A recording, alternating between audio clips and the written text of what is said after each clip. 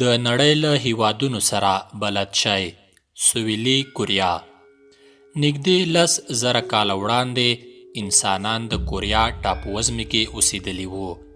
هغه وخت چې شمالي او سویلي کوریاګانې سره ویشل شوې نه وې، 4,000 کاله وړاندې هلته د لومړنیو حکومتونو بڼې تېرې شوې دي. د کوریا ټاپووزمه په 1948 زېږدیز کال کې د جاپان له استعمار وروسته سره وویشل شوه، چې په پایله کې شمالي او سویلي کوریاګانې رامنځته شوې. که څه هم په هم ډول د کوریا ټاپووزمې سویلي برخه ځان ته هیواد او سویلي کوریا ورته وایي، او همدا ډول د دغه ټاپووزمې شمالي برخې ته د شمالي کوریا هیواد وایي، خو دواړه هیوادونه په رسمي ډول د شمالي او سویلي کلمې نه کاروي او د کوریا د ټولې ټاپووزمې د حکومت ادعاوې لري. د سویلي کوریا رسمي نوم د کوریا جمهوریت دی، نه د سویلي کوریا یا جمهوریت. حکومت او سیاست یې 1948 زېږدیز کال کې سویلي او شمالي کوریاګانې سره جلا او سویلي کوریا د ملګرو ملتونو لخوا په رسمیت وپېژندل شوه. سینګمن ری د سویلي کوریا بنسټګر او لومړنی ولسمشر و. سویلي کوریا جمهوري دولت دی چې د ولسمشر ترڅنګ لومړی وزیر هم لري. سویلي کوریا کې د حکومت او دولت مشري ولسمشر کوي.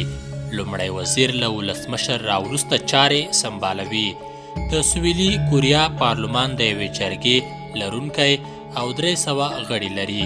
سویلي کوریا ګڼیز ګوندي سیستم لري. ولسمشر او پارلمان یې د 5 کالونو لپاره د خلکو په پټو او مستقیمو رایو ټاکل کیږي. پراخوالی او وګړي یې سویلي کوریا له شمالي کوریا سره پوله لري. نورې ټولې خواوې اوبو نیولې دي. دغه هیواد نږدې 100,000 کیلومتره مربع پراخوالی لري چې د نړۍ 100 تر ټولو ستر هیواد حساب شوی. د سویلي کوریا پراخوالی له شمالي کوریا کم دی. سویلي کوریا 50 میلیونه وګړي لري چې په نړیواله درجه بندۍ کې 28م ګڼ وګړیز هیواد حساب شوی او د خپل ګاونډ په پرتله یې وګړي 2 برابره دي. د سویلي کوریا اکثریت یا 50% وګړي په هیڅ دین باور نه لري. 15% پکې عیساویان، ورپسې بودایان او مسلمانان پکې نشته. د کوریا پوځي او اقتصادي ځواک. د نړۍ په کچه سویلي کوریا 10م تر ټولو غښتلی اقتصادي هیواد دی. سویلي کوریا نړۍ کې د ژر اقتصادي ودې هیواد ریکارډ خپل کړی.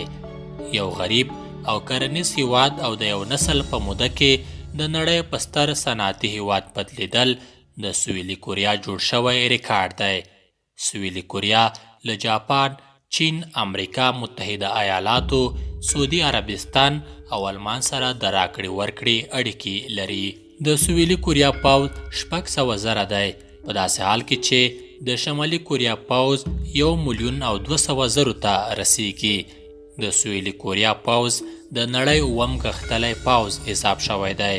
د شمالي کوریا پوځ د سویلي کوریا 2 برابره زیات دی، خو سویلي کوریا پر خپل پوځ د کال 45 میلیارده او بیا شمالي کوریا یوازې 1 میلیارد او 600 میلیونه امریکایي ډالر مصرفوي. د سویلي کوریا په اړه 5 په زړه پورې خبرې. لومړی، که هلته لاړ شئ 1 کال عمر مو زیاتیږي. د سویلي کوریا قانون داسې دی چې کله د یو چا عمر حسابوي نو د مور په نس کې د ماشوم 9 میاشتې هم 1 کال عمر حسابیږي. یعنی که چیرې یو کس 1 کال وړاندې زیږیدلی وي نو عمر یې 2 کلن حسابوي او دلایل یې دا دی چې 9 میاشتې د مور په نس کې تېرې کړي دي. دوهم، سویلي کوریا کې دا کلتور دی چې د مړو نومونه په سور رنګ لیکل کیږي او که چیرې د کوم ژوندي کس نوم په سور رنګ ولیکل شي دا معنا ورکوي چې ژر به ومري. دریم، که چیرې د سویلي کوریا رستورانتونو ته ورشئ نو د سپي غوښه پکې یو عام او مهم خوراک دی چې په منیوګانو کې به حتماً وي.